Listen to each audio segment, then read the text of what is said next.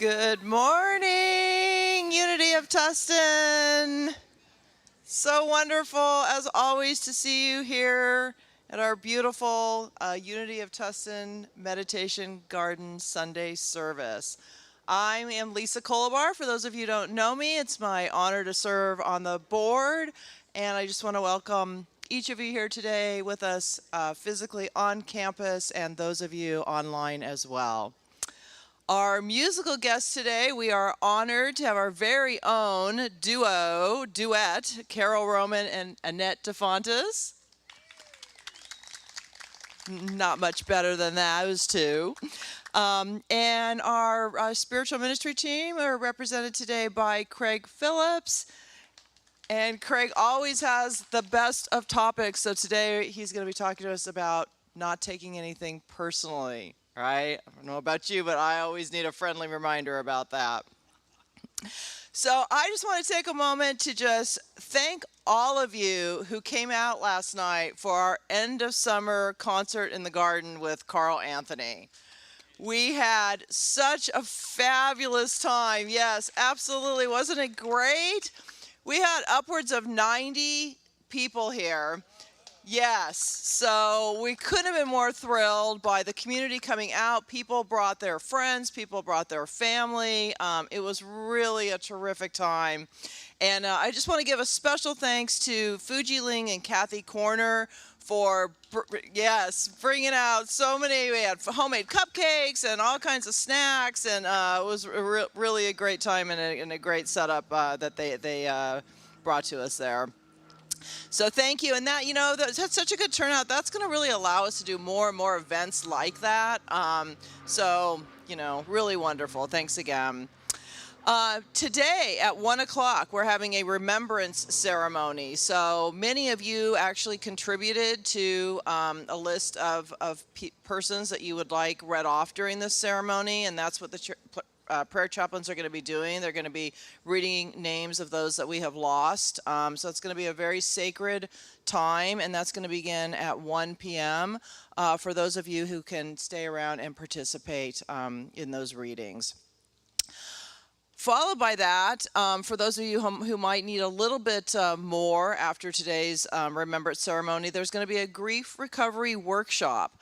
This is going to be hosted by and led by Shara and Reverend Blair, and it's going to provide really a safe, loving place to heal your grief in a spiritual context.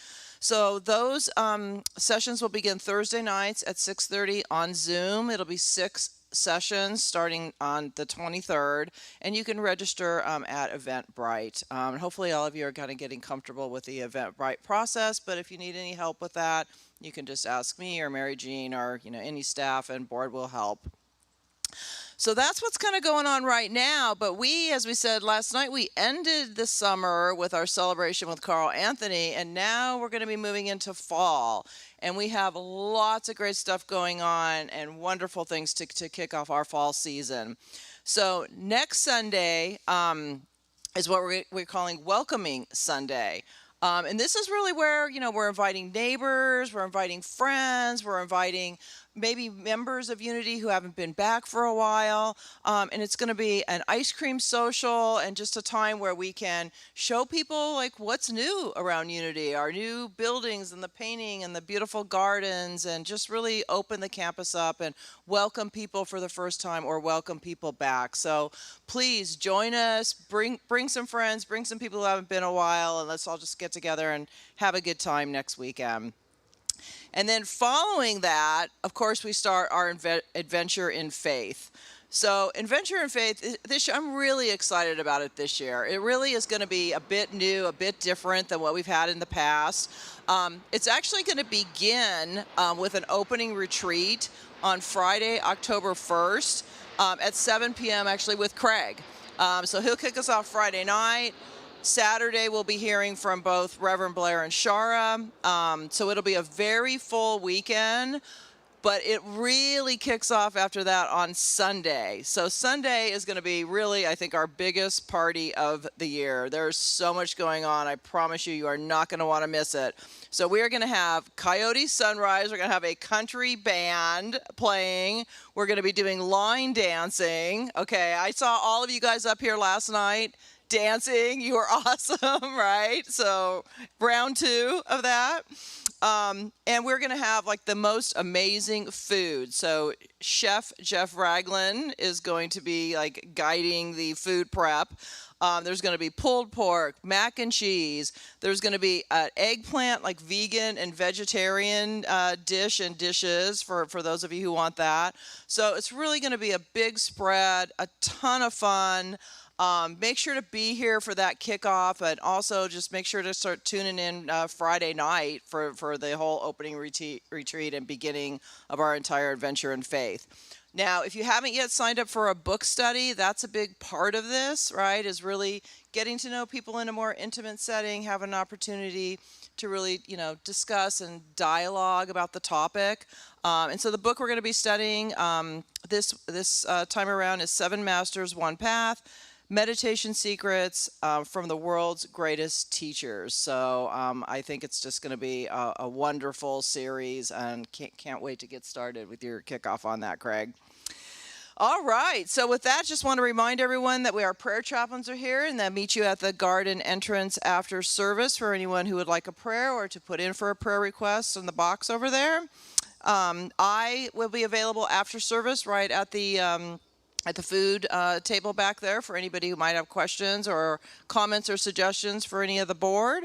And with all of that, enjoy your service, and I will turn it over to our wonderful Annette DeFontes for Surely the Presence.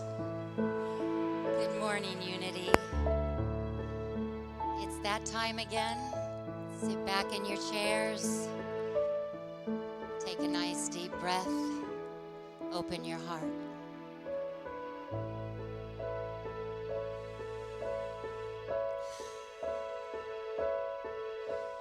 Surely the presence of the Lord is in this place. I can feel the mighty power and the grace. I can hear the crops of angels' wings. I see glory on each face. Surely the presence of the Lord is in this place.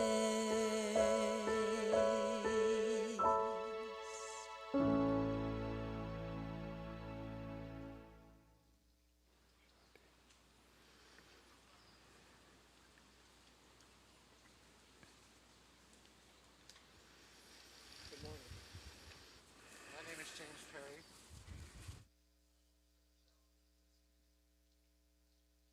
It's on. Hang on. He's working on it. No. It's not on. Go ahead. Let's turn it on. Just push the button. There we go. Good morning. My name is Jim Perry.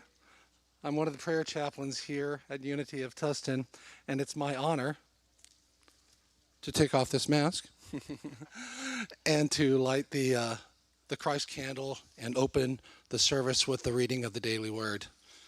And it truly is an honor to participate in this sacred ritual of lighting the Christ candle, just as a symbolic measure to me that any time the Christ consciousness is available within us, this spark, this light is within all of us, and it's as simple as lighting a candle.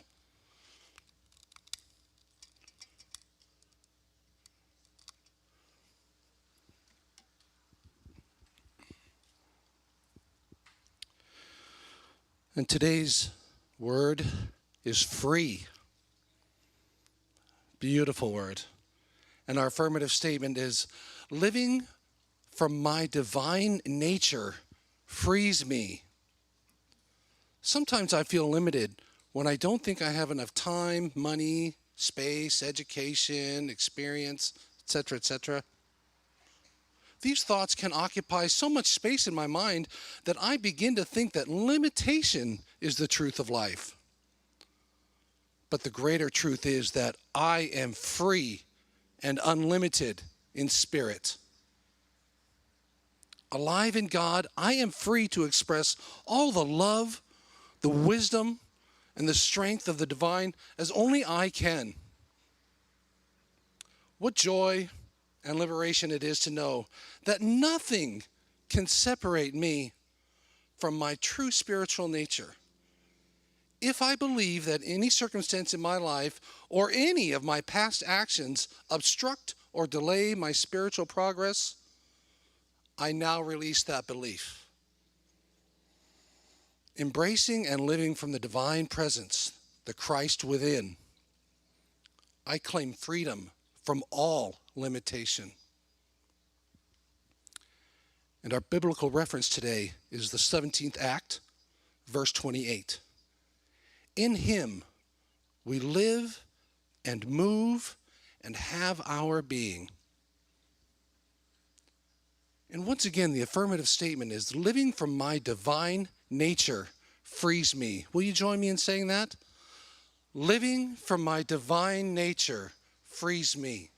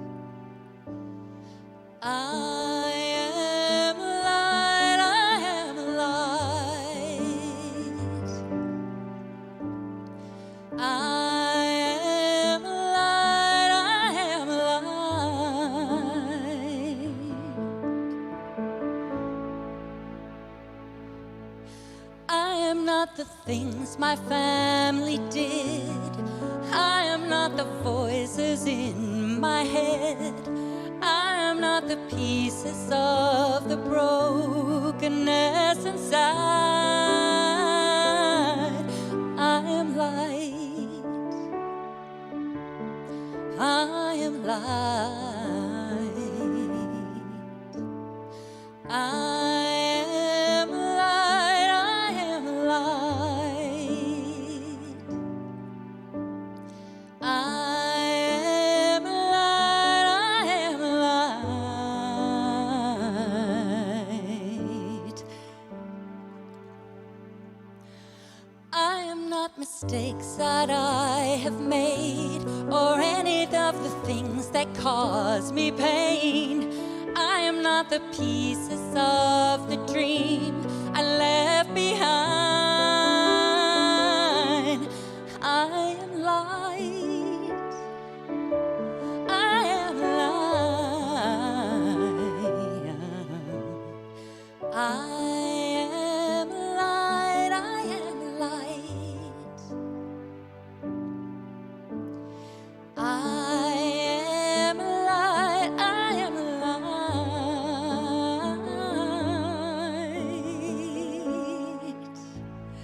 I am not the color of my eyes, I am not the skin on the outside, I am not my age, I am not my race, my soul inside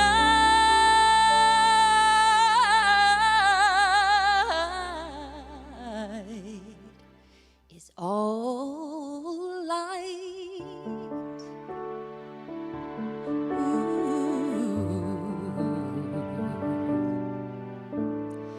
I am light, I am light, I am light, I am light. I am divinity defined, the God on the inside. I am a star, a piece of it all. I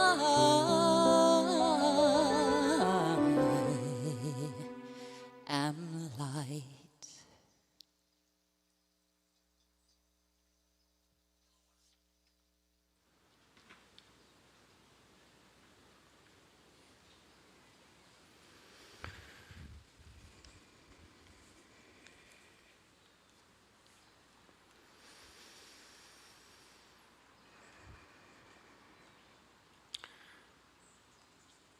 As we come to the prayer this morning, let's feel ourselves as that light, the light of awareness.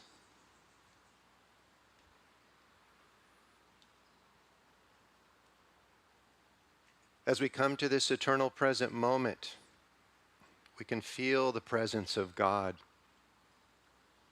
the Tao, the divine intelligence right here as who we are. No more waiting. As we open to this divine presence, we utter the silent prayer of surrender, opening ourselves to the depth, to the light, to the inner freedom, the truth of our own being, which is one with God, immersed in stillness, and as spacious as the sky.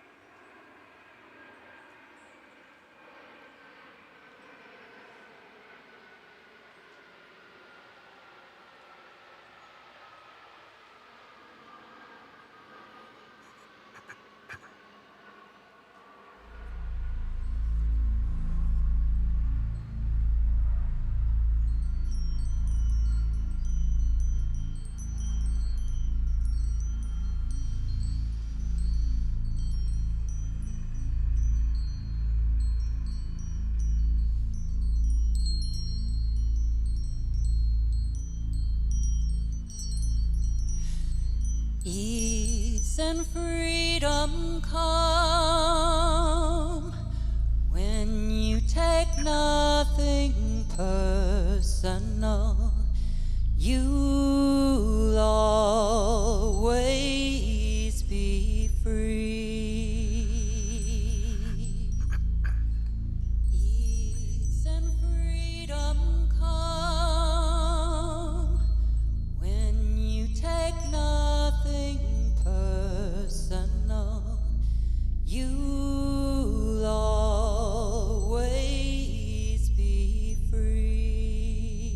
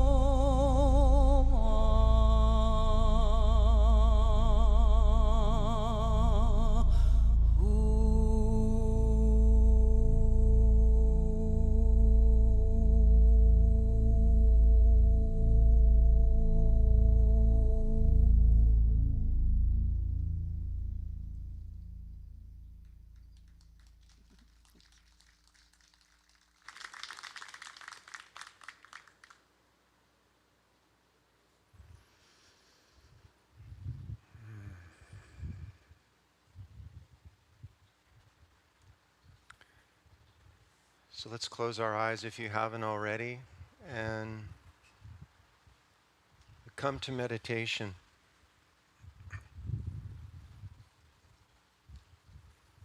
After this beautiful chant song, meditation is already happening.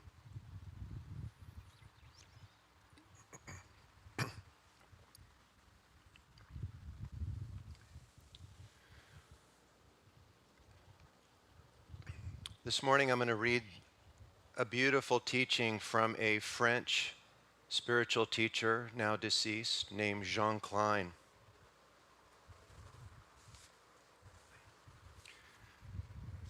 These words are the essence of meditation.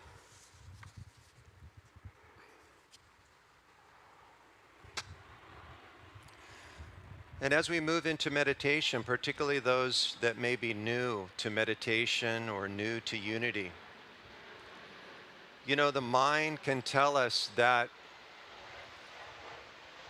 there are many reasons why we can't meditate, such as the planes going overhead,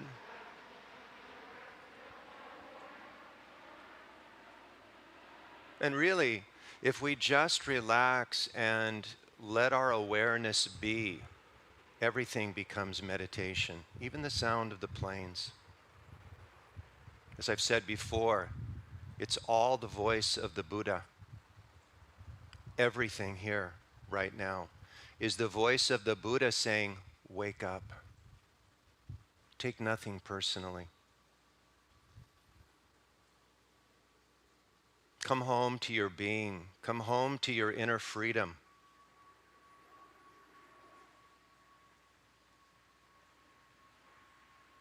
So let's listen to these beautiful words from Jean Klein. Is there effort required on the path of meditation? Personally, I find I have less and less energy to make an effort in any direction. You can't make an effort without tension. But why do you make an effort? Only because you're looking for some result, some special place, for something outside yourself. Once you really know that what you're looking for is already your true nature, you lose the impetus to strive. So first, see how you are constantly making an effort. As soon as you are aware of this process, you are already free of it, already outside of it. And it may come to you as a surprise that what you really are is stillness.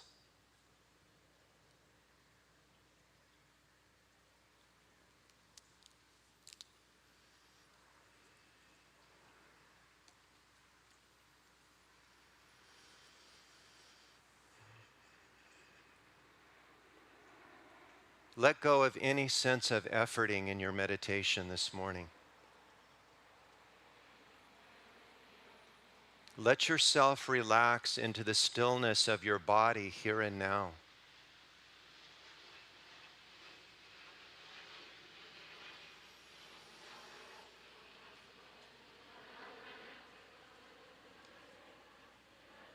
Notice as you're sitting in your chair this morning that it requires no effort to hold your body up.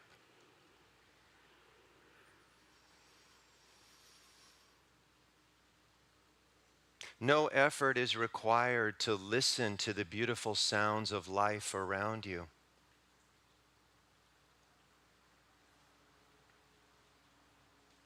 Everything is just appearing to your awareness, isn't it? Like magic.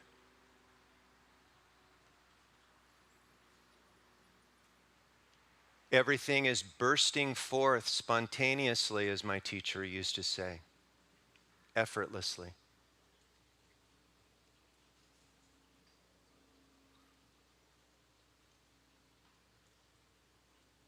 Notice that your breathing is flowing into the body without effort.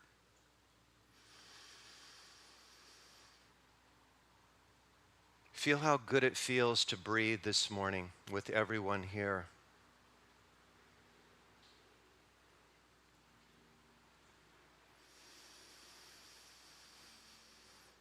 Become absorbed in your effortless breath.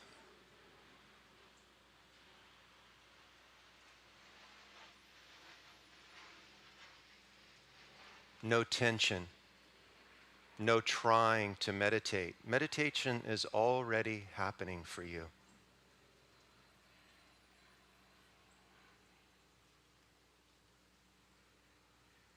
Notice that thoughts, as they arise in your mind, these are happening effortlessly. There's no reason to take them personally. They're simply arising like the sounds around you.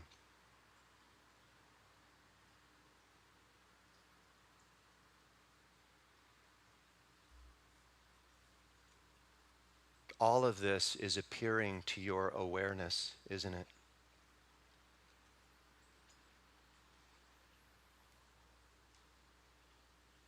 Feel the breath again, fresh and new. And get a sense of breathing through your forehead, your breath like a breeze, sweeping your mind of any remaining efforting or tension or trying to meditate.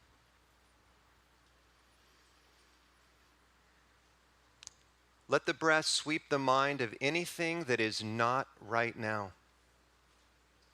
and let it go on the out breath.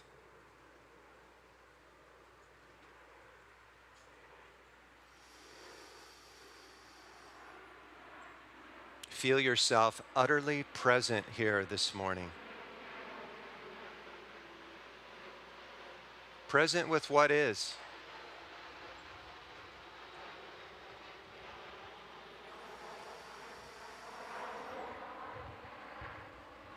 And for a few breaths now, as you breathe in through the forehead, let the breath flow in and breathe up toward the crown of your head.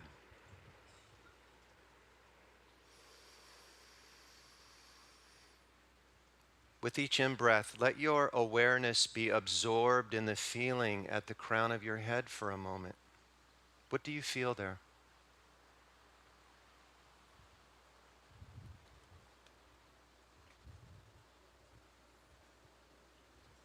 And absorbed in that feeling, as you breathe out through the forehead, make the internal sound of ah to yourself.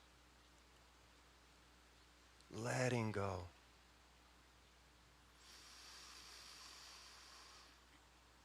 Take several of those breaths, breathing, absorbed in the in-breath. All there is the in-breath right now, up to the crown, and as you breathe out, the sound of letting go internally. Ah.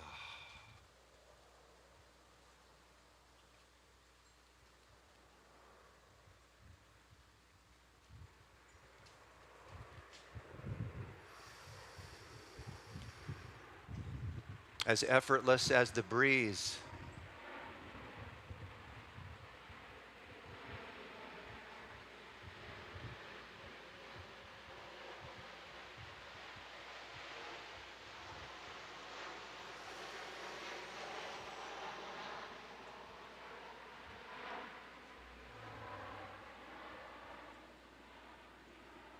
This is meditation.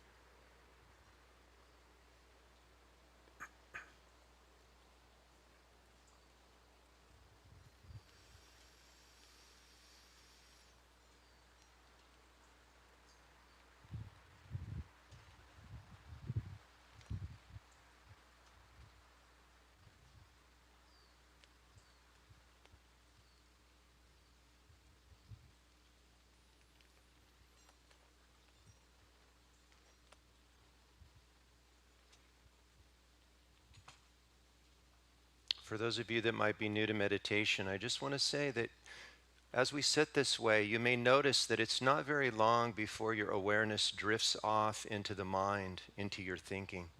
This is quite natural. The miracle of meditation, though, is that it's not long before you realize you've drifted off into some fantasy, into some thought about the future or the past. Am I meditating right? At that moment, you wake up again. Notice this. Even the sound of the plane can be a reminder. Are you here? Out of the mind.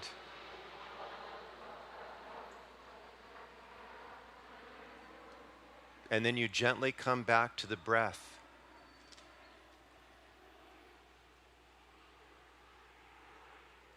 If you wish, you can come back to the little seed mantra we're using today, the sound of ah on your out-breath. Very high mantra from Tibetan Buddhism. One of the highest mantras is ah.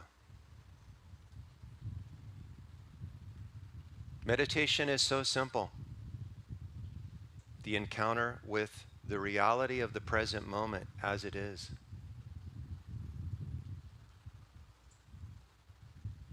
When we encounter the present moment as it is, we feel a presence here, don't we? A divine presence. And we can give that many words. Stillness, as we heard in the teaching from Jean Klein. Silence. Love. Awareness, God, so many names, but yet it is not any of those names. It is beyond the name, isn't it? It's undescribable.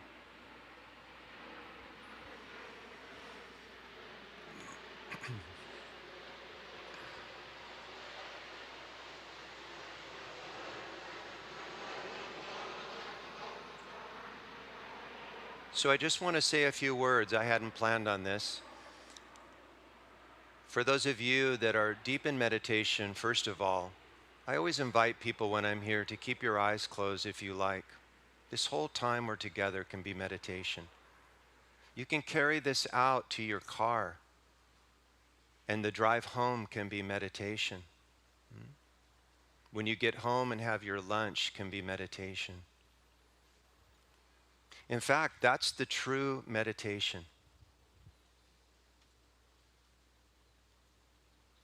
As Thich Nhat Hanh has said, it's more than just sitting every day, although that is absolutely essential, what we're doing here together. But then you get up and you carry it with you into your life, and your whole life becomes Zen. You've heard me say before, the word Zen simply means meditation. Zen can be talking to your friend about some problem they're having. Zen can be eating your lunch.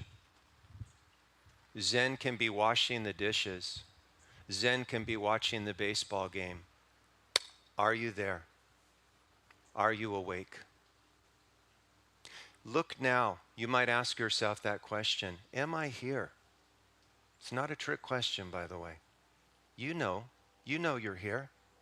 What is that in you that knows you are present right now without thinking about it? That is the truth. In every moment, that is the truth.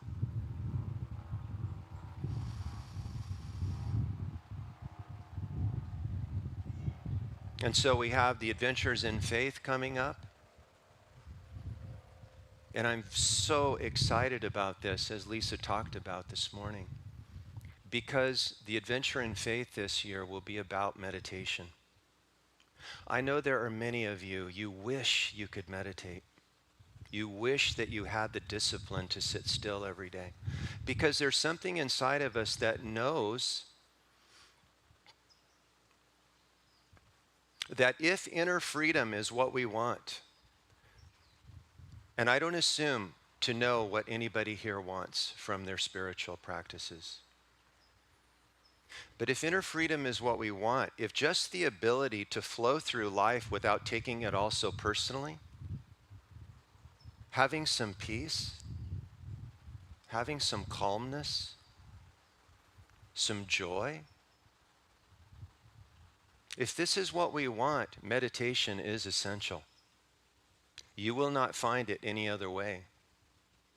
If any of you find it a different way, please come and enlighten me. I'm ready.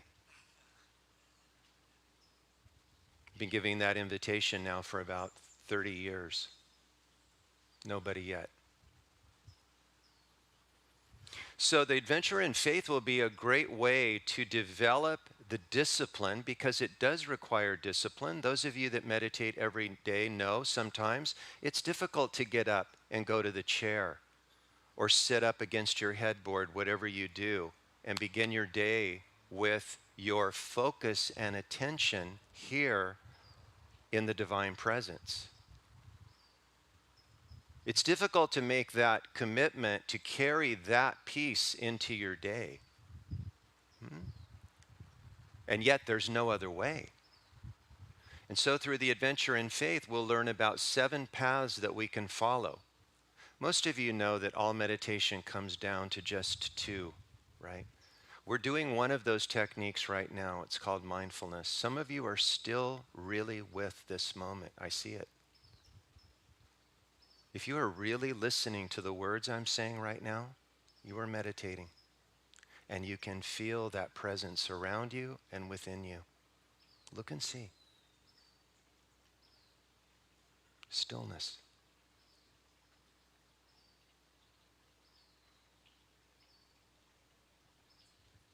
Silence.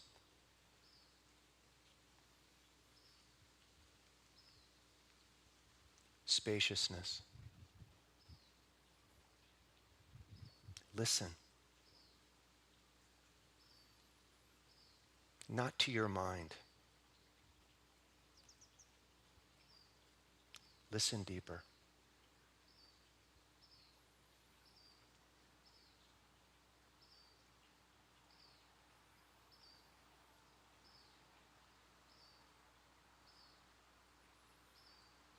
The essence of the truth is in what you hear, in that stillness. But you will never know it by thinking it or intellectualizing it. We are not going to get there through some mechanism in the mind so that we can understand what I'm pointing at right now. It's way simpler than that.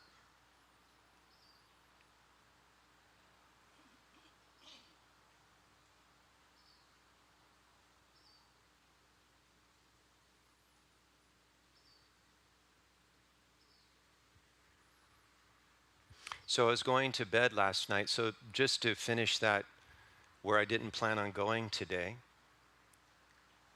but I really do feel that the Adventures in Faith will be a chance for everyone to come to this essential practice in a regular way, to find something that suits you so that you can sit still every day, so that you can be still and know the truth of who you are, the truth of what's available to you right now, if you're listening.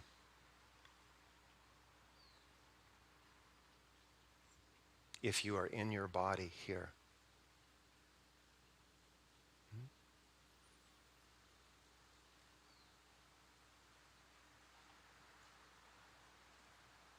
God is now. God is not elsewhere. God's not waiting for you in the future. God is here on this breath, right here.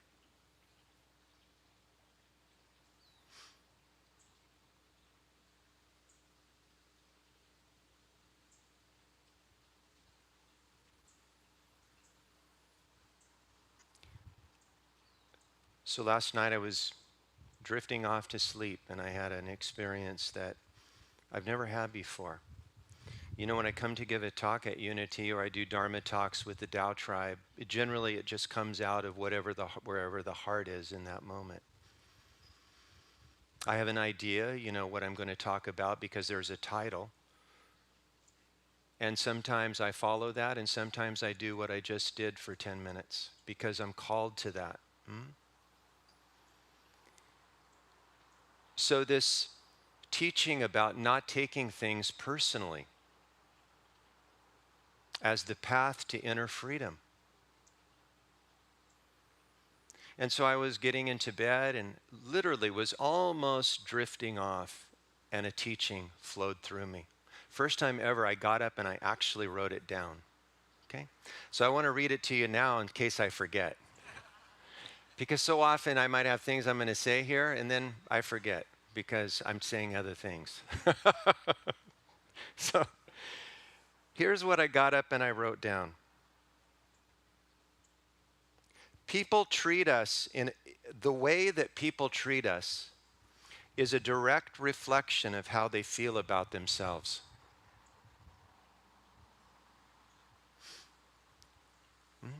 I'll say that again. The way that people treat us is a direct reflection of how they feel about themselves.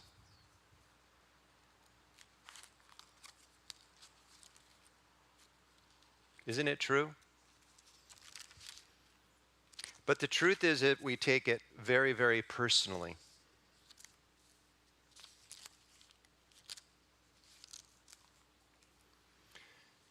And in taking what other people do personally, in walking through the world thinking all of this is a personal matter affecting you, we create a lot of suffering in our lives. We also create a lot of separation between us and other people because we're in our minds constantly judging, constantly taking personally what they say or what they do. I was driving to Unity a few weeks ago to do the service, and there was more traffic than I expected, and I noticed I was taking the traffic personally. It became a personal matter. How dare there be traffic right now? And then I went into the story about, my God, there's so many people, and on and on, right? But I noticed that and came back. But I was taking it personally. And then I began to notice, you know, there's a lot that's going on in our world right now where people are taking a lot personally. Again, we can take the planes personally. Why can't they fly somewhere else? Don't they know we're having a service here? Right? Can't they go over Seal Beach? Come on. And so we begin to take so many things personally. And right around that time, you know, I had been here at Unity and I read the commentary of the Hopi prophecy by Thomas Bianca. And there was a key line in the prophecy about at this particular time, take nothing personally, least of all yourself. So I said, well, this is a teaching for me. And wouldn't you know, right around that time, there was a book that came to me that I hadn't read in 25 years. It's hard to believe it's been 25 years since this book called The Four Agreements. Don Miguel Ruiz. You know, it's an interesting thing. I read the book when it came out. I remember Oprah talked about it, and it was wonderful. But, you know, I didn't connect to that book. I just didn't. And for those of you that are interested, Don Miguel talks about 4 agreements that we can make with ourselves that will absolutely transform our lives. So the first one is be impeccable with your word. I could do a whole Dharma talk on that. Maybe I'll do that next time. Number 2 is take nothing personally. Number 3, don't make assumptions about anything or anyone. And number 4 is always do your best. So I decided to get this book, and there was the number 2 teaching, take nothing personally, which I found myself doing a little bit during that time. And the profundity and the power of this practice really, really spoke to me. Because I realized that not only me, but the world is really moving in a way where people are taking everything personally. Aren't they? We're taking their political views personally. We're taking what they do for a living personally. We're taking this personally, and we're taking what they say to us personally as if it's a personal matter. You know, we've been in those positions, haven't we, where a person can even look at you, what you think is the wrong way, and you think that they don't like you somehow. Haven't we all been there? Be honest. You get an email and you read something into it. Oh my God, I can't believe it. You immediately get on the email and you email another friend going, can you believe what so-and-so said? You know, I'm just taking it personally here. I can't believe what's going on with that person. Then you have the chance to talk to this person. Maybe you don't even ask them about this email or that look they gave you, but the information they share with you lets you know this was not a personal matter at all. They didn't mean what you thought they did. They were innocent. How many times has that happened to us? And how many times have we created unnecessary drama through believing or taking personally something that someone said or did to us that wasn't about that at all? There are families that have argued for 20 years over that kind of stuff. I still won't come to Thanksgiving dinner. Thank you very much. I remember when I was there 20 years ago and so said this, and then they made a comment about the turkey. And then suddenly there we are. For a moment, put yourself in a place of openness. How would it be in your life if from this moment you practice not taking anything personally that anyone said or did to you? Go there. How would that transform your life? If you really knew that everybody that you met, what they said and did to you was not about you at all. It's about the level of their own mind, their own consciousness, isn't it? In other words, how they treat you is a reflection of how they feel about themselves. I guarantee you, if you meet somebody who is maybe treats you with anger, or they're a little edgy or unkind, I can guarantee you that in their life, they are angry at themselves. They treat themselves unkindly, don't they? You can see they're not happy.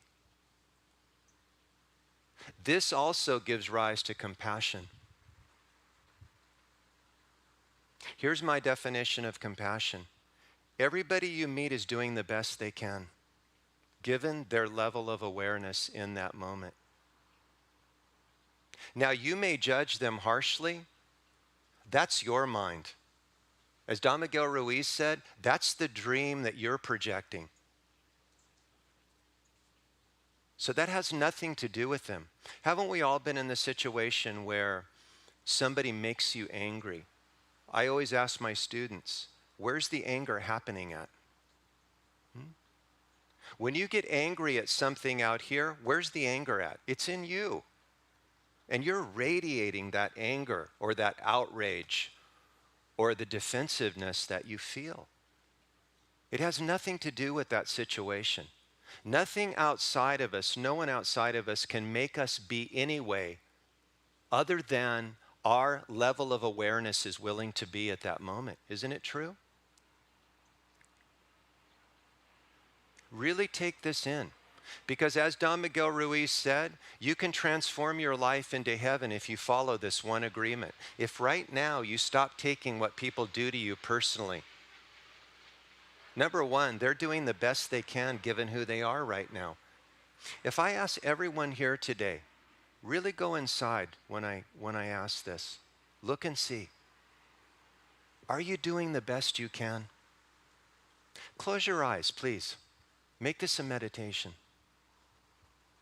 Go into who you are and the circumstances in your life right now. And given those circumstances, given who you are right at this moment, if I asked you now, are you doing the best you can? That's agreement number 4, by the way. Are you? As you answer, please feel into that answer because that's compassion for yourself. That's the way you love yourself. Yes, you are doing the best you can given your level of awareness and the circumstances of your life at this time. There's no other possibility. Once you recognize in your own life that you are doing the best that you can, you start to have compassion on those people that irritate you, those people that you take personally. You realize, yes, they're doing the best they can right where they are. It's amazing how we think we have the power to judge others, right? Oh, if they only did this, then I'd be happy. If they only acted this way.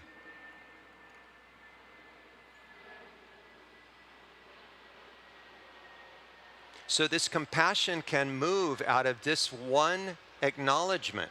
Everyone you meet is doing the best they can. There's nothing else to take personally about that person. The depth of this teaching begins with our own lives, and stop taking ourselves so personally.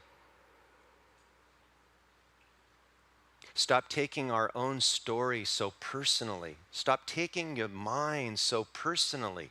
The mind is not a personal thing any more than your computer is a personal thing.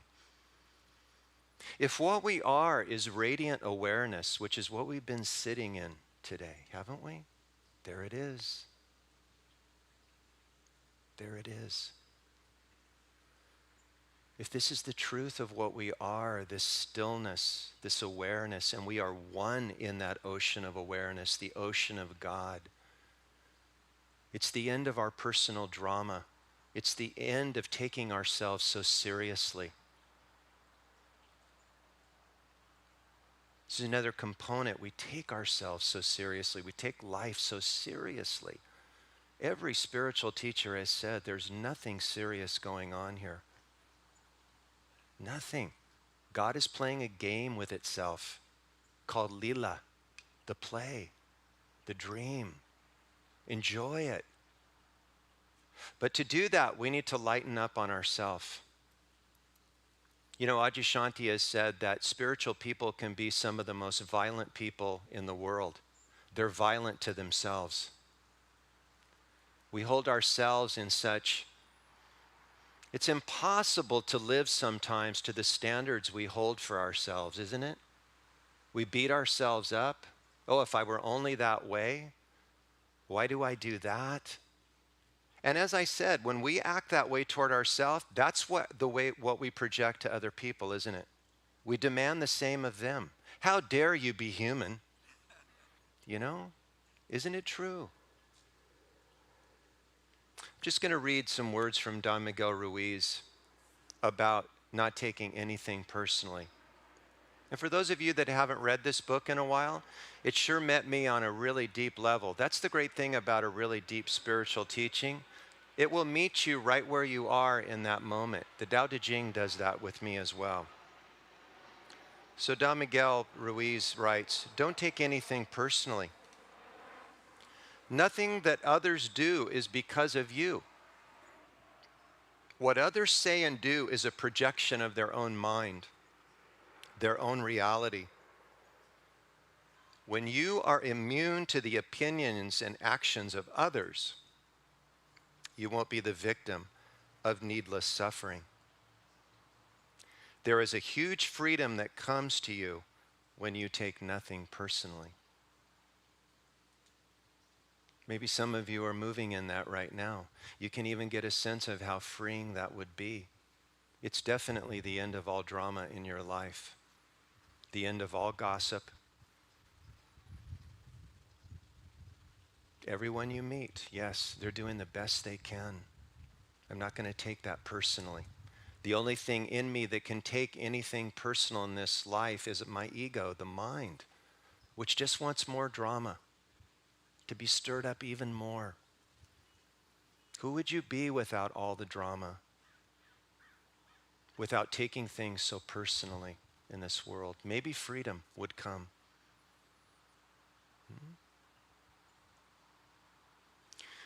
So I'm going to end my comments or the Dharma talk today with a little Zen story, as I often do when I'm here. I get to go back and rediscover these because the Zen stories seem to sum everything up so beautifully just in these little examples. Some of you may know this story. Apparently, this is a true story about Bankai, who was a great Japanese Zen master, very well regarded. His poetry is around today. You can look him up. So, Bankai's monastery was outside of this very major city, town in Japan. And as I said, he was well regarded by the townspeople there.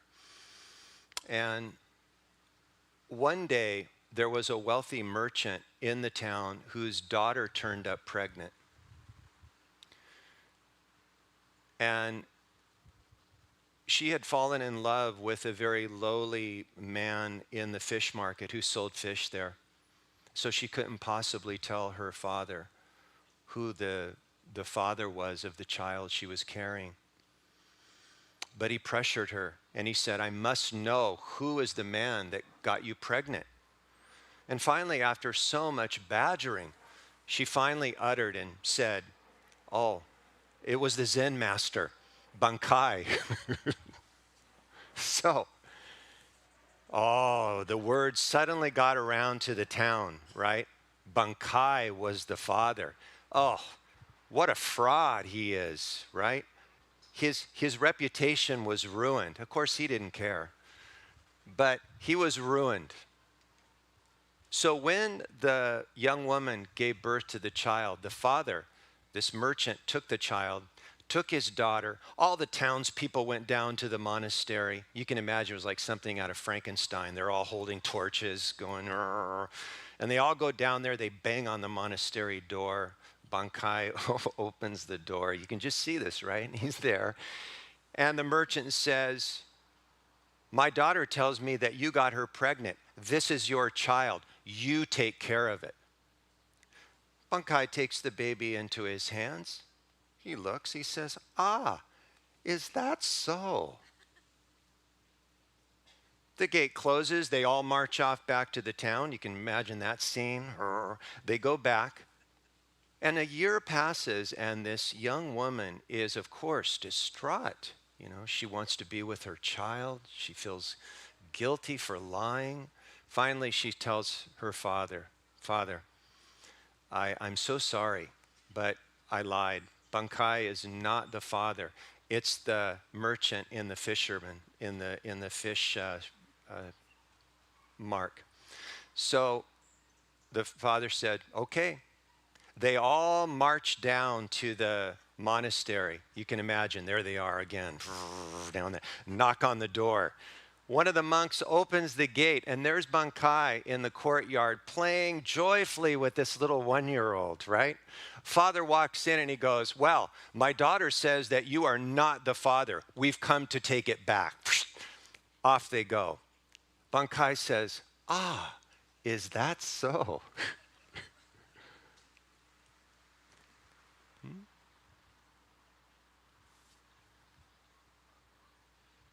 Imagine living that way. I could have done the whole Dharma talk on that story, right? But it encapsulates everything I said before. He took nothing personally.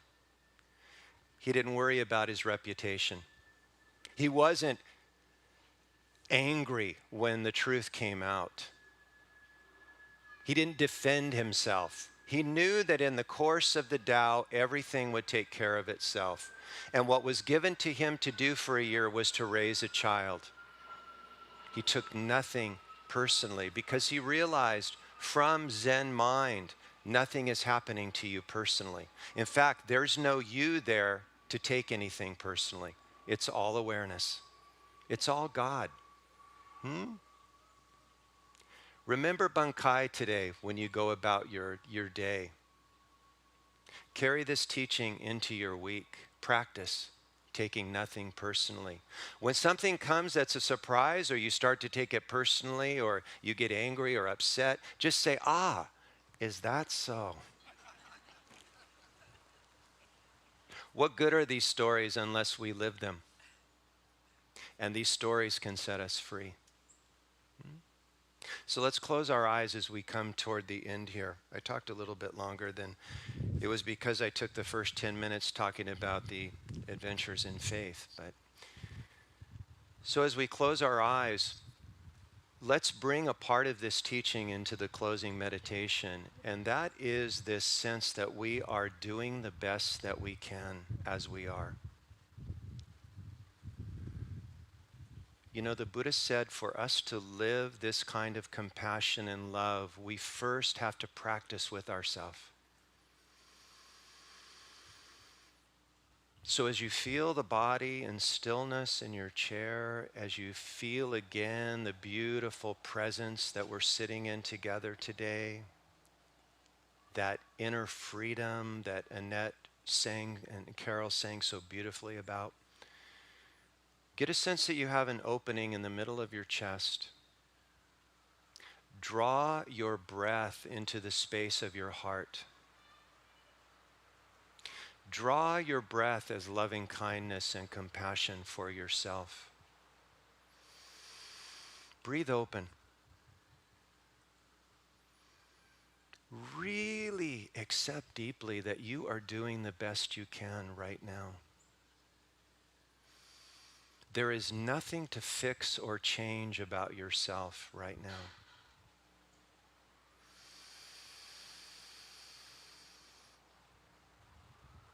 Bow to your own highest self today. Not to the mind, to your awareness.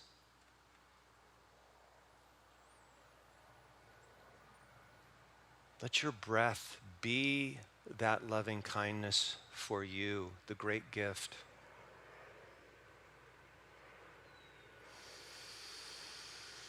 As we breathe out, let's breathe that loving kindness, that compassion, that understanding that everyone around us that we meet is doing the best they can.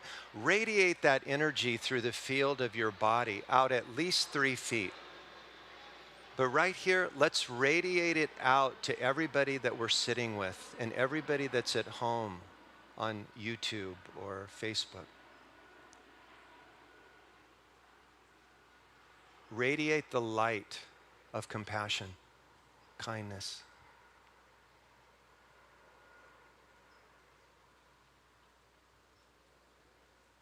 To be easy on ourselves when we demand so much of ourselves and thus demand so much of others.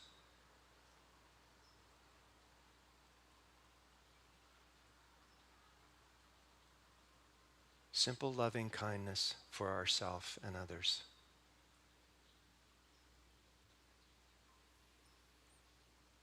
Doing the best we can, given what we've been given. That's inner freedom.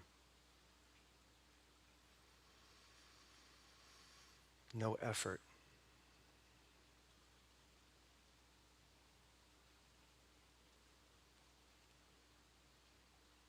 That's meditation.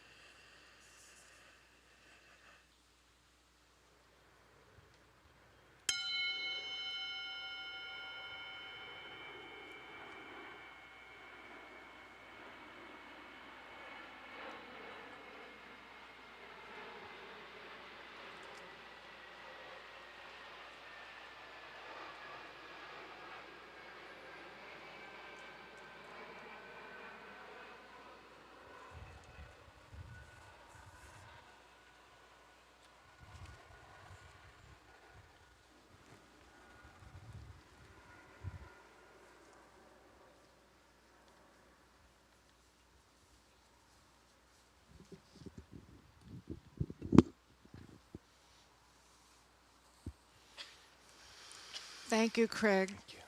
I want you to write a book, Craig, and the title's going to be, Isn't It True?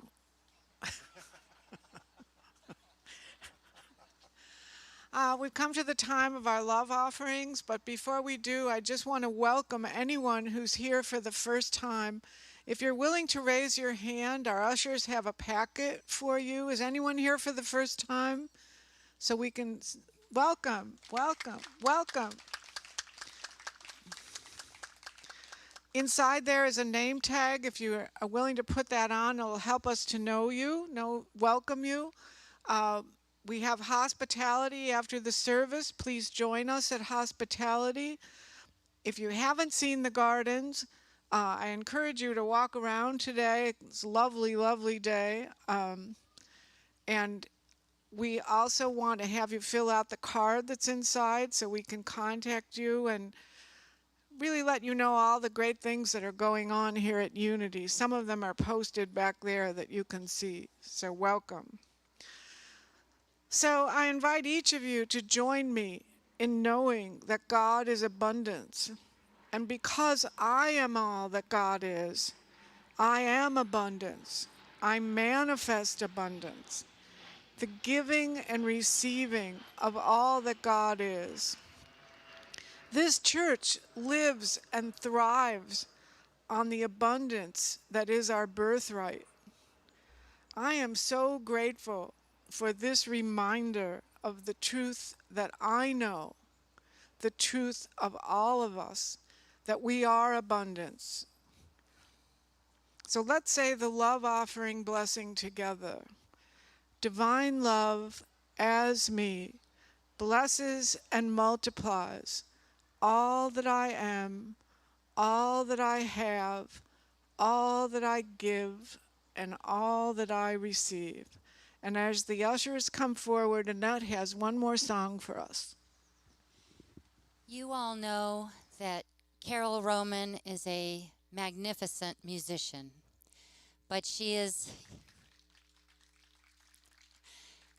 also a composer and arranger, and she wrote this next song for you.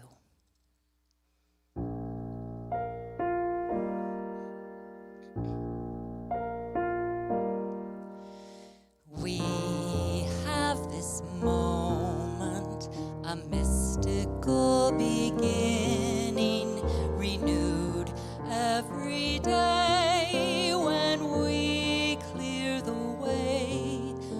Our minds talk for hours about life's adventures, but we can release, be silent and pray. With our eyes closed, we can see you, we can feel you everywhere. We're excited to know your presence, though you've always been here. And it's only in this moment, and it may or may not stay. But we have this moment today.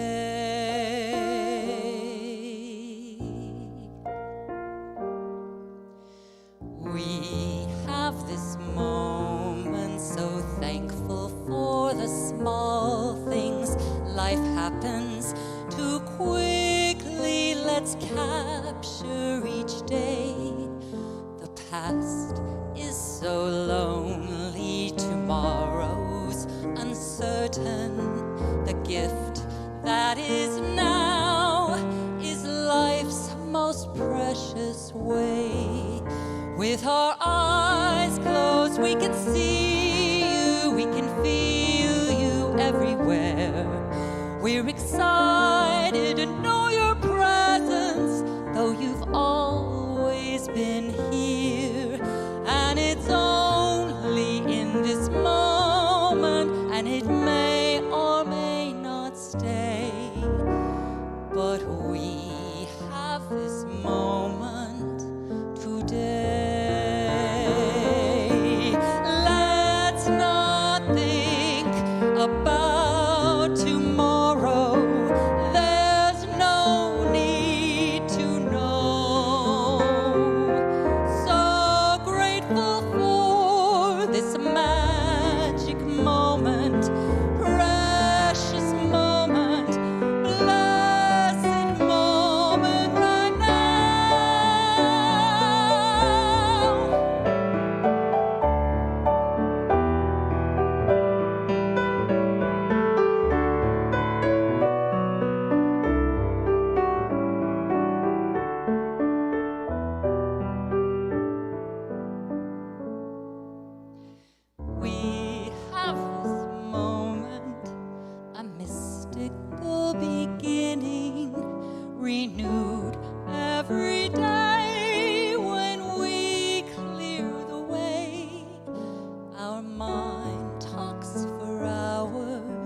about life's adventures, but we can release, be silent,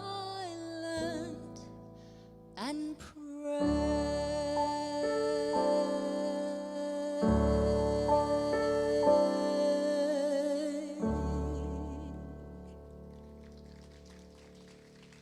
Thank you, Annette and Carol. Join me in blessing these love offerings, in blessing all the love offerings and all of the people who recognize the power of being in the flow of giving and receiving.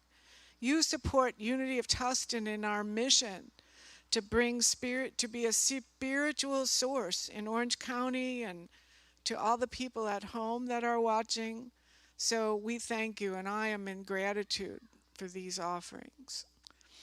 So before we close, I just want to emphasize there are a lot of prayer chaplains here today because of the remembrance ceremony that's coming up.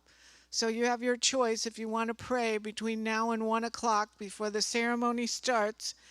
And that ceremony, because of that ceremony, please don't move your chair because the ceremony will begin at 1 o'clock, so we don't need to clean up today after the service. So thank you all, and let's say the prayer for protection as we close. The light of God surrounds us. The love of God enfolds us. The power of God protects us. The presence of God watches over us. Wherever we are, God is, and all is well. Go forth and be free.